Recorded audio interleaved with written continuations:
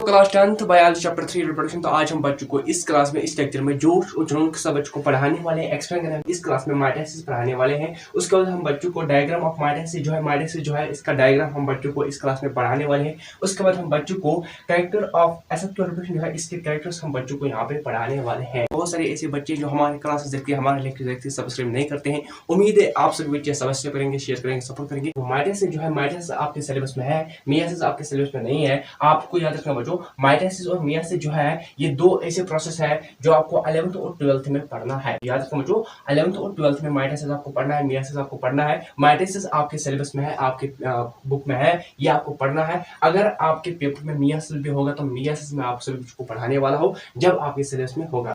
As a brother, as a teacher, as a बड़ा भाई मैं आप सभी को इतना कहता हूँ, विद इन फ्यू मंथ्स में, फ्यू डेज में आप सभी बच्चों को T1 एग्जाम है और क्वेश्चन जो है वो आप मैं सभी बच्चों को प्रोवाइड कर दूंगा, यहाँ पे पढ़ा दूंगा। आपके पेपर में कौन से क्वेश्चंस आते हैं, कौन से क्वेश्चंस आते हैं जो आपके पेपर में, जो आपके एग्जाम में आते हैं, पूछ जाते हैं। एजुकेशन आप ऐसी चीज़ है जिससे आप पैसा कमाओगे।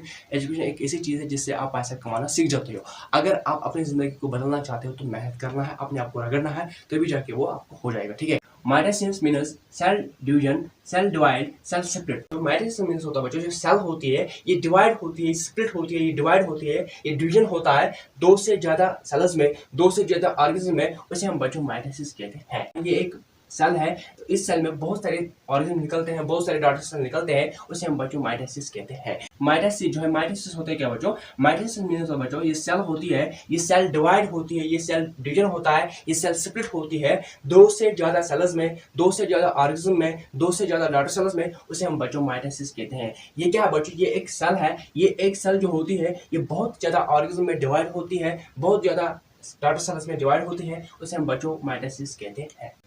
Mitosis means cell divide to form two or more new organism, new daughter cells और called mitosis। माइटोसिस जो है, माइटोसिस होता है क्या बच्चों, सेल जो होती है ये डिवाइड होती है, ये डिवीजन होता है, ये सेपरेट होता है दो से ज्यादा ऑर्गेनिज्म में, दो से ज्यादा डॉटर सेल्स में, उसे हम बच्चों माइटोसिस कहते हैं। देखो ये क्या है, ये एक सेल है और ये सेल जो है ये सेपरेट होता है, ये डिवाइड होता है, ये डिवीजन होता है दो से ज्यादा ऑर्गेनिज्म में, दो से ज्यादा डॉटर सेल्स में, उसे हम बच्चों माइटोसिस कहते हैं।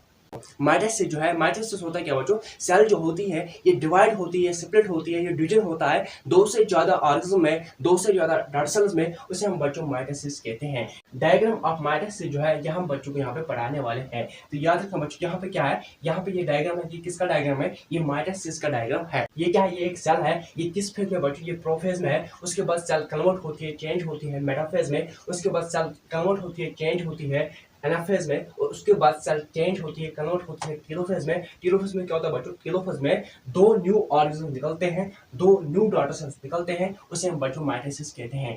कैरेक्टर ऑफ एसेक्सुअल रिप्रोडक्शन जो है, एसेक्सुअल रिप्रोडक्शन जो है इसके कैरेक्टर्स हम बच्चों को इस क्लास में पढ़ाने वाले हैं। याद रखना बच्चों, आपके पेपर्स में क्वेश्चन आ सकता है कि right the characters of asexual reproduction. Asexual reproduction जो है इसके कैरेक्टर्स आपको लिखने हैं, ये आपको पेपर्स में एग्जाम्स में आते हैं, पूछे जाते हैं। एसेक्सुअल रिप्रोडक्शन जो है इसमें एक ही पेरेंट इन्वॉल्व होता है, एक ही पेरेंट मोनोस होता है।